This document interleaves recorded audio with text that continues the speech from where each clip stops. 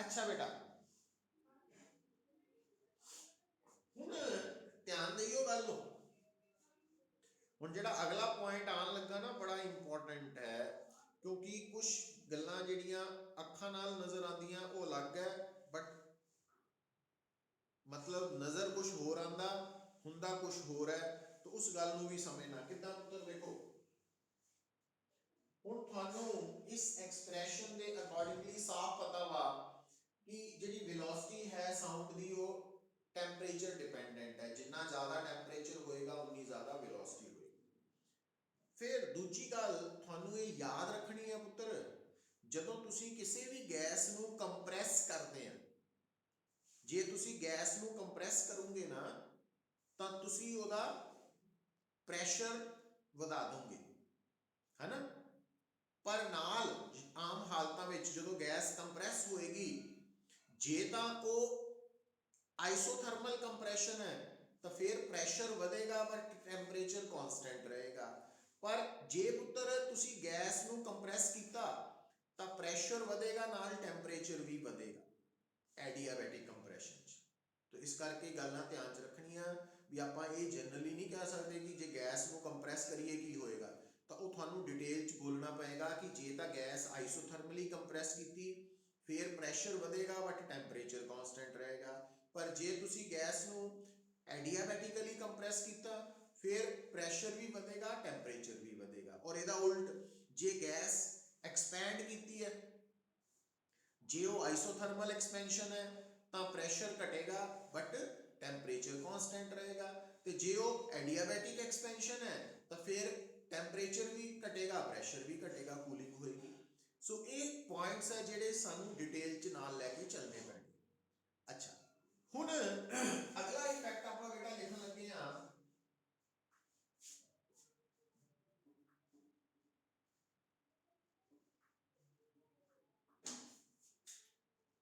तो देखो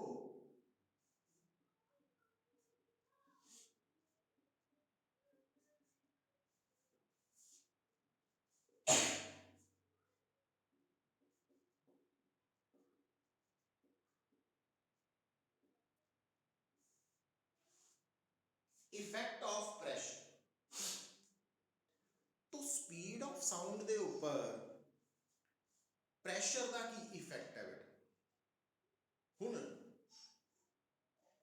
जदों तुसीं पहली नज़र च ये गल देखदे हैं, जदों तुसीं पहली नज़र दे विच इस गल नूं देखदे हैं ऑब्जर्व करते हैं तो तुहाडा ध्यान इत्थे जांदा इस फार्मूला च, और आ प्रैशर लिखिया पुत्तर, और तुसीं इस इक्वेशन नूं देख के कहने आ कि जिहड़ी स्पीड ऑफ साउंड है it is directly proportional to square root of pressure, और होना भी चाहिए वा इदां जो नजर आ रहा सानू, ठीक है।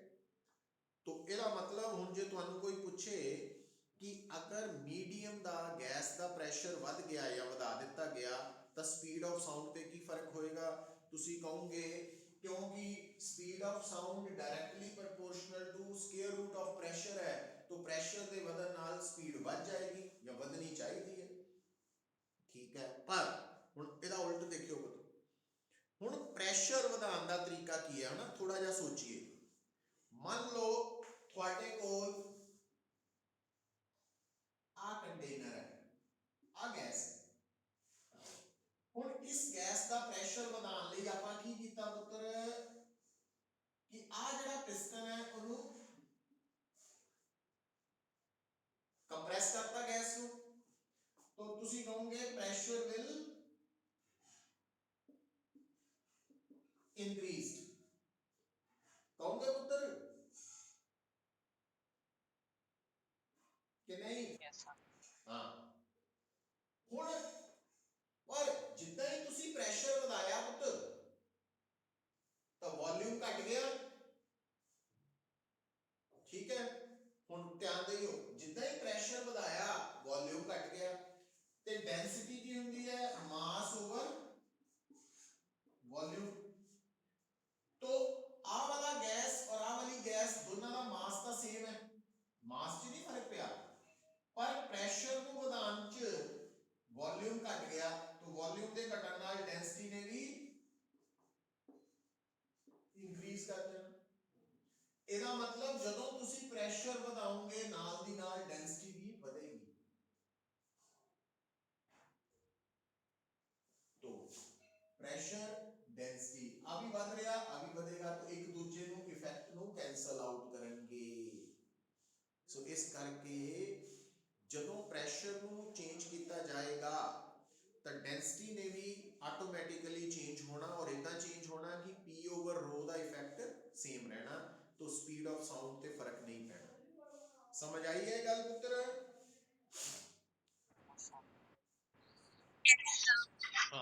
मतलब नज़र अलग आ रहा सी बट ये गल याद रखनी है।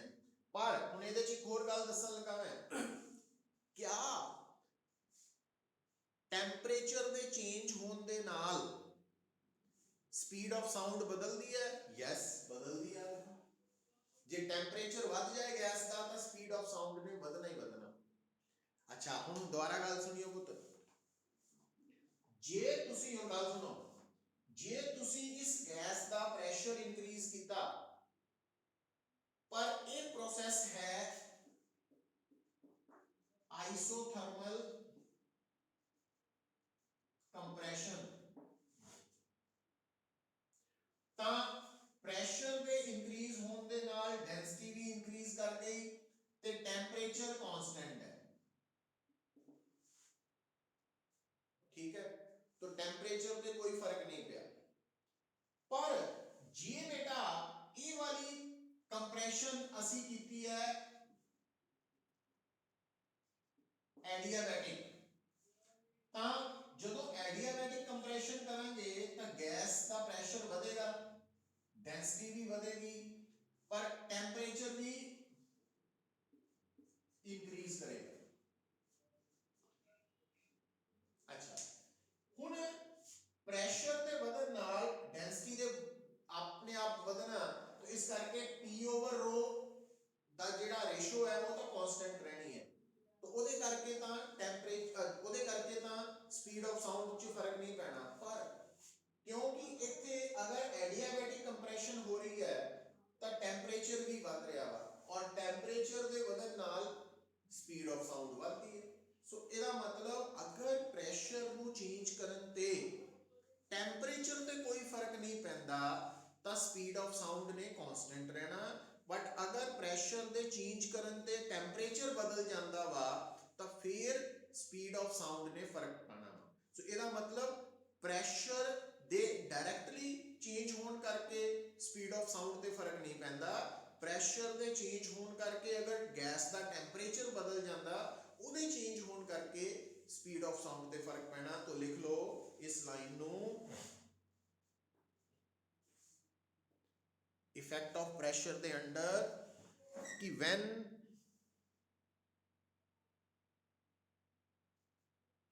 when pressure is changed,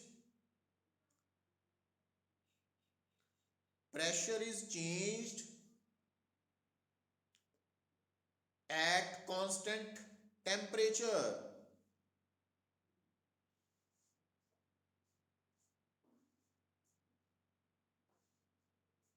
then speed of sound will remain the same. On the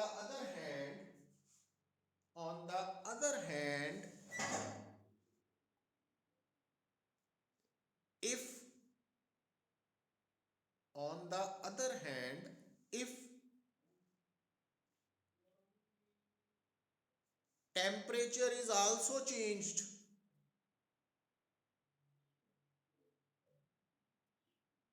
due to change in pressure,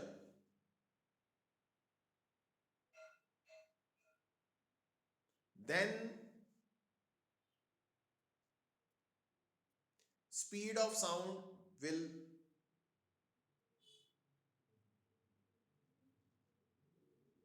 be changed.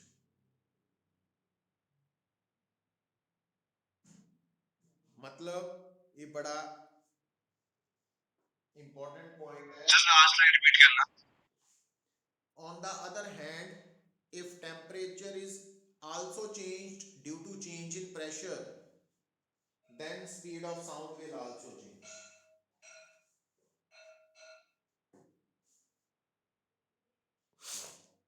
लिख लिया पुत्र?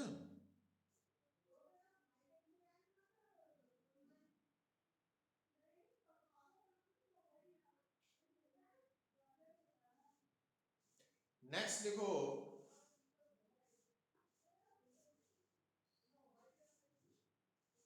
अच्छा और नेक्स्ट है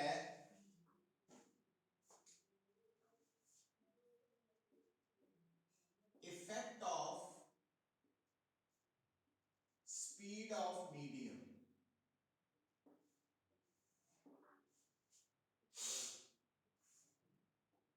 effect of speed of medium भी अगर बेटा ਤੁਹਾਡੇ ਸਾਹਮਣੇ आ देखियो भी आ है मीडियम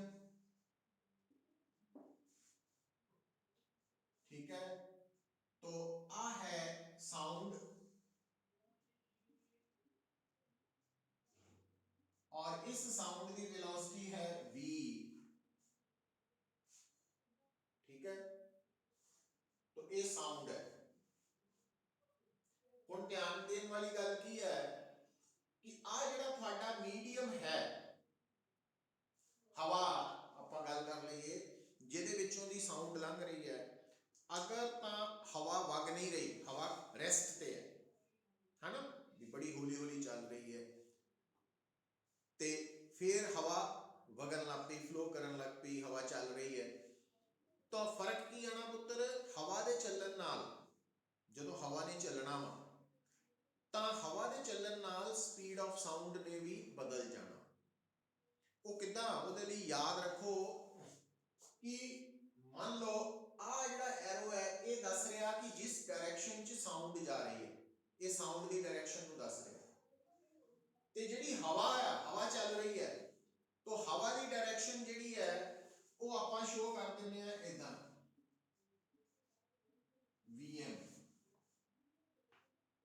मतलब जिस डायरेक्शन च हवा वग रही है वो डायरेक्शन ते साउंड की डायरेक्शन आपस दे विच अगर एंगल बना रहे हैं थीटा तां अगर हवा नहीं चलती हुंदी तां साउंड की स्पीड होनी सी v बट हवा दे चलन करके जिहड़ी ओदी इफेक्टिव वेलोसिटी है v डैश हवा साउंड दी वो होनी है v प्लस एदा इधर नु कंपोनेंट ले आना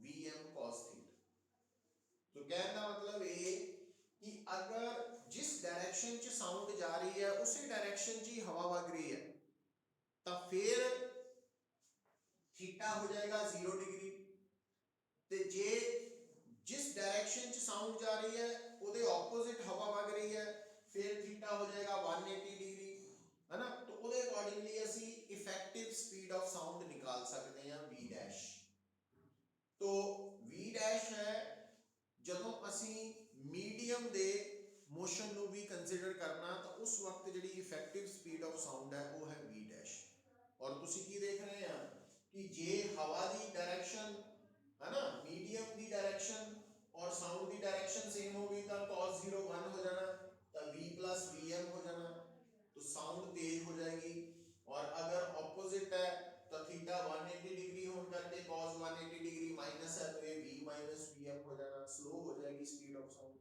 मतलब स्पीड ऑफ साउंड के ऊपर हवा क्योंकि आपां नॉर्मली तो एयर की ही गल करते हैं है ना तो साउंड जिहड़ी है ਉਹਦੀ स्पीड मीडियम ਦੇ फ्लो ਕਰਨ ਤੇ ਵੀ ਡਿਪੈਂਡ ਕਰਦੀ ਹੈ ਪਰ ਕਿੱਦਾਂ ਕਰਦੀ ਹੈ ਉਹਦਾ ਫਾਰਮੂਲਾ ਤੁਹਾਨੂੰ ਇਹ ਪਤਾ ਹੋਣਾ ਚਾਹੀਦਾ ਇਹ ਸਮਝ ਆਈ ਹੈ ਪੁੱਤਰ ਗੱਲ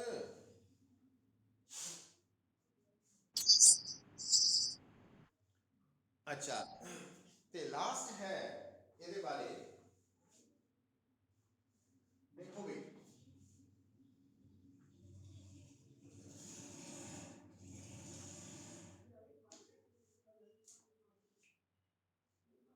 देखो ਜਿਹੜਾ ਲਾਸਟ ਇਹਦਾ ਟੌਪਿਕ ਹੈ ਇਸ ਪੋਰਸ਼ਨ ਦਾ ਉਹ ਕੀ ਹੈ कि ਆਪਾਂ ਕਹਿੰਦੇ ਆ ਕਿ v is equal to gamma p by rho मान लो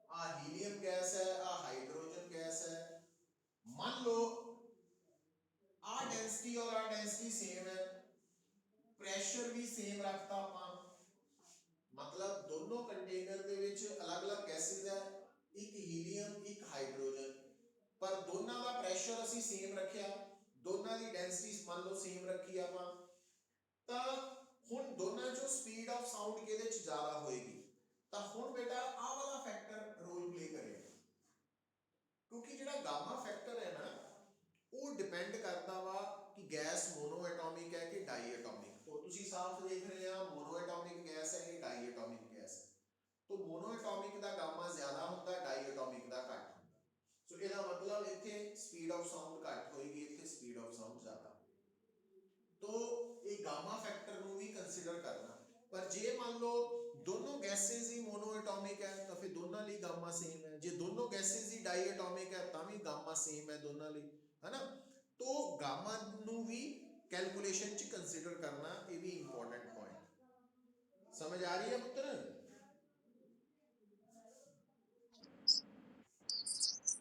ठीक है। हुण नेक्स्ट है ये ਜਿਹੜਾ टॉपिक ਆਪਾਂ ਹੁਣ कवर कर चुके हैं, ये अपने आप च पूरा टॉपिक ही बड़ा इंपॉर्टेंट है। तो इनू चंगी तरह याद कर लियो, छड्डियो ना। हुण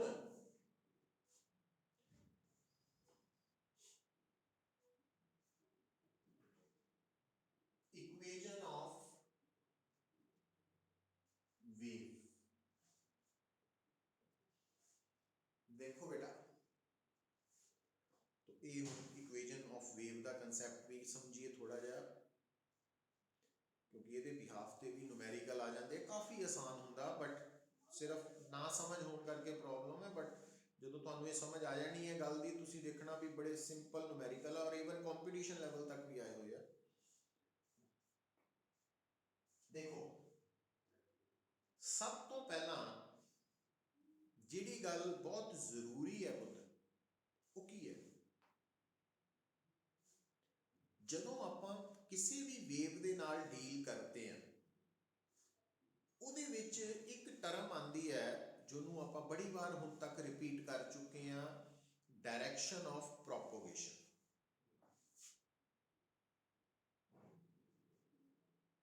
डायरेक्शन ऑफ प्रोपोगेशन।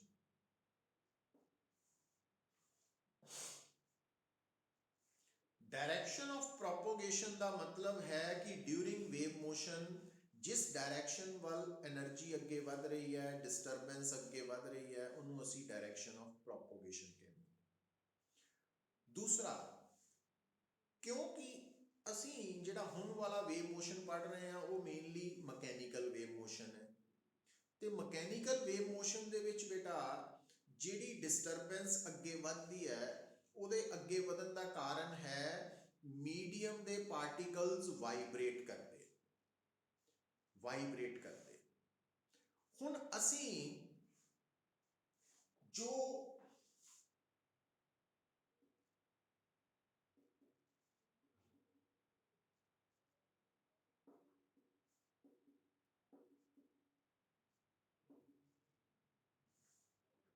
दूसरी टर्म आ गई direction of vibration of the particles.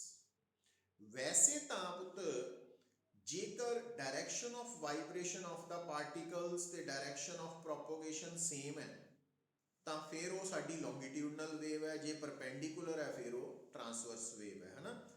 But असी अपनी कन्वीनियंस लई की मान लैने आ कि अगर साडी डायरेक्शन ऑफ प्रोपोगेशन मतलब जिस डायरेक्शन दे विच एनर्जी अगे वध रही है, तो अगर आपां उहनूं एक्स एक्सिस का नाम दे दईए ते हुण डिस्टिंग्विश करन दे लई असी जिहड़ी डायरेक्शन ऑफ वाइब्रेशन है वो अपने लिए, चाहे वो लॉन्गिट्यूडनल वेव है चाहे ट्रांसवर्स है, वो असी वाई एक्सिस मान लैने ना।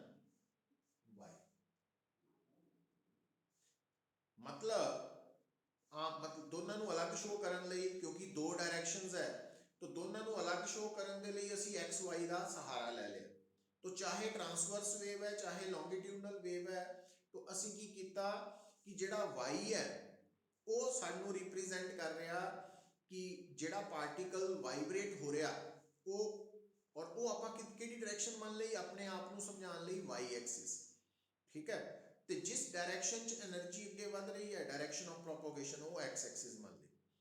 हुण बेटा जदों पार्टिकल वाइब्रेट करता तो वाइब्रेशन वाला टॉपिक असी ऑलरेडी पढ़ चुके हैं SHM। ਉਹਦੇ ਚ ਇੱਕ मीन पोजीशन है तो दो एक्सट्रीम पोजीशंस है, positive extreme position negative extreme position. तो जदों पार्टिकल वाइब्रेट करता वा तो वाइब्रेटिंग पार्टिकल दी पोजीशन अलग अलग मतलब अलग अलग टाइम ते अलग अलग होंदी है, तुहानू पता ही है। तो ਜਿਹੜਾ ਪਾਰਟੀਕਲ ਵਾਈਬ੍ਰੇਟ ਕਰਦਾ ਉਹਦੀ ਫ੍ਰੀਕੁਐਂਸੀ ਵੀ ਹੁੰਦੀ ਹੈ।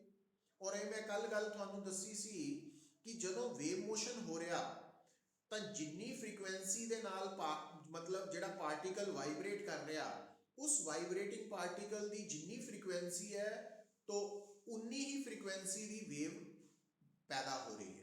मतलब वेव दी फ्रीक्वेंसी और वेव मोशन करके जिहड़े पार्टिकल्स वाइब्रेट हो रहे हैं उन्हां दी फ्रीक्वेंसी हमेशा सेम होनी है, बराबर होनी है, इक्वल होनी है। बड़ा इंपॉर्टेंट पॉइंट है। हुण भाई जदों तुसीं पुत्तर वेव दी गल करते हैं, वेव ਦੇ ਵਿੱਚ ਤੁਸੀਂ ਵੇਵ ਮੋਸ਼ਨ 'ਚ ਕੀ ਦੇਖਿਆ ਸੀਗਾ ਜਦੋਂ ਆਪਾਂ ਕੱਲ formation of longitudinal wave, transverse wave ਬਾਰੇ ਕਰ ਰਹੇ ਸੀ, ਤਾਂ ਡਿਸਟਰਬੈਂਸ पहले पार्टिकल को पहुंची, फिर थोड़ी देर बाद दूसरे ने वाइब्रेट करना शुरू किया, फिर तीसरे ने, फिर चौथे ने, फिर पंजवें ने एंड सो ऑन, इदा होया है ना। तो अगर मैं थोड़े सामने डायग्राम बनावा तो तुसी फॉर्मेशन ऑफ ट्रांसवर्स वेव वाला पोर्शन कढ़ सकते हैं। तो हुण मैं थोड़े सामने पुत्र आ डायग्राम बना रहा, थोड़ी वड्डी करके। आ पहला पार्टिकल है, आ दूसरा है, आ तीसरा है ना, आ चौथा है, आ पंजवा। ठीक है। तो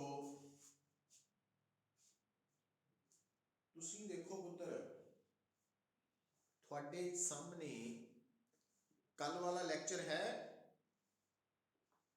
कि नहीं?